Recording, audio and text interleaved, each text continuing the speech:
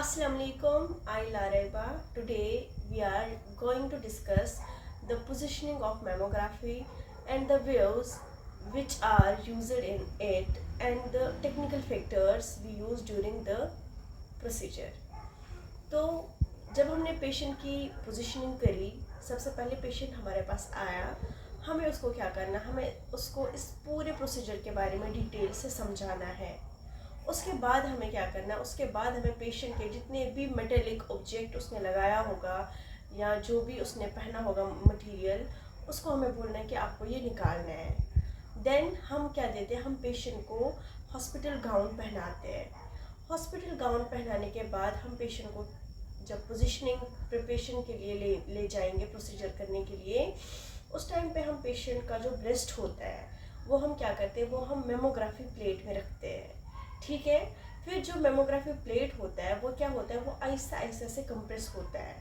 आहिस्ता आहिस्ता से जब वो कंप्रेस होगा, वो जो ब्रेस्ट है उसको आगे फैलाएगा, खींचेगा। ठीक है, और उस टाइम पे कंप्रेशन के दौरान जो पेशेंट है, पेशेंट को थोड़ी सी डिस्कम्फर्टनेस फील होगा और थोड़ा बहुत पेन भी होगा। लेकिन जो ये पेन है ये ज़्यादा देर तक नहीं रहेगा, या कुछ सेकेंड्स तक रहता है। उसके बाद क्या होता है, उसके बाद जब हमने एक्सरे शूट की, फिर हम क्या करते हैं, फिर हम मेमोग्राम्स लेते हैं। फिर उन्हीं मेमोग्राम के थ्रू हम देखते हैं कि पेशेंट को कहाँ पे प्रॉब्लम है। ठीक है, उसके बाद क्या होता है, उसके बाद जो टेक्निकल फैक्टर्स होते हैं जो हम इसमें यूज़ करते हैं, वो होता है केवीपी एंड मैस। केवीपी जो इसमें होता है वो बहुत ही ज़्यादा कम इसमें हम यूज़ करते हैं। जैसे मैंने कल आपको बोला, जो एक्सरेज इसमें यूज़ होती है वो बहुत कम होती है। क्यों? क्योंकि जो एक्सरेज का इफेक्ट होता है वो बहुत ज़्यादा हाई होता है, उसकी वजह से कैंसर होने के रिस्क्स भी होते हैं।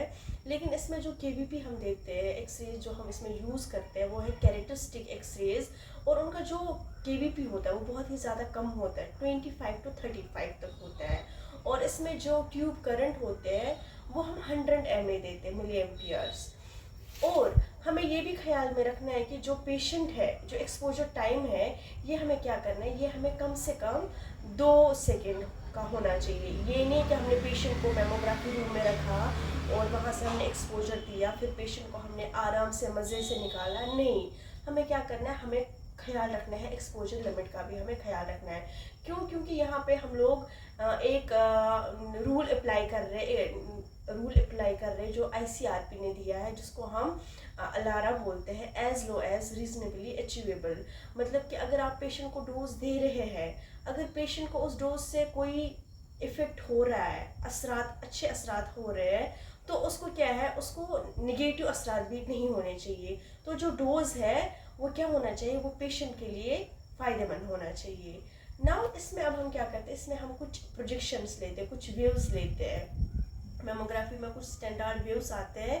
सबसे पहले इसमें आता है सीसी व्यू और एमएलओ व्यू। सीसी व्यू जिसको हम क्रेनियोकार्डियल व्यू बोलते हैं, इसमें क्या होता है, इसमें जो पेशेंट है, पेशेंट का जो ब्रेस्ट होता है उसके ऊपर हम एक्सरे ट्यूब लेते हैं। ठीक है, एक्सरे ट्यूब को हम वर्टिकली पोजिशनड रखते हैं अबो द ब्रेस्ट। ठीक है, इसमें क्या होता है, इसमें जो ये ब्रेस्ट होता है, इसका जो निपल होता है, ठीक है, ये हमें विजिबल होता है। जब हम ये हमारे पास ये प्लेट्स है, कंप्रेशन प्लेट है, जब हमने ब्रेस्ट को यहाँ पे रखा, ऊपर से हमने कंप्रेशन प्लेट लाया, जब उसको कंप्रेस करेगा तो जो ब्रेस्ट का जो निपल होगा वो हमें अच्छे से विजिबल होगा। विजिबल तो वो होता है वैसे भी, लेकिन जो ज़्यादा है अच्छे से हम उसको अच्छे से विजिबल कर पाएंगे। और इसका काम क्या होता है, सीसी व्यू में ये क्या करता है, ये जो mid part of the breast होता है उसको विजिबल करता है, as well as the external part of the breast. Breast के जो साइड पे लेटरल पार्ट होता है उसको भी ये विजिबल कर पाता है। ठीक है, उसके बाद आया हमारे पास एमएलओ व्यू। एमएलओ व्यू जिसको हम बोलते हैं मीडियो लेटरल व्यू। इसमें क्या होता है, इसमें जो पेशेंट है, पेशेंट का जो ब्रेस्ट होता है उसमें क्या करते हैं, उसमें जो जितने भी नोड्स, लिम्फ नोड्स होंगे या जितने भी पेक्टोरल मसल्स होता है, ये जो है ये इसमें देखा जाता है। हम एमएलओ व्यू को बेस्ट व्यू बोलते हैं।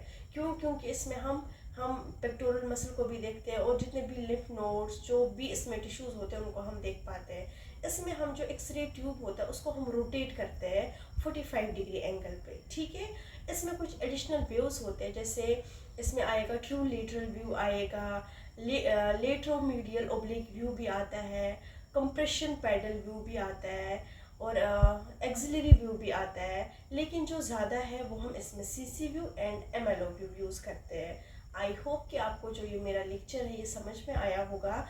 आप भी हमें सजेस्ट कर सकते हैं कि अगर आपके पास कोई टॉपिक है, आप हमें सजेस्ट कर सकते हैं कि आप इस टॉपिक पे वीडियो बनाएं, क्योंकि हम आपके लिए वीडियो बनाते हैं। तो अपना ख्याल रखिएगा। अल्लाह हाफ़िज़।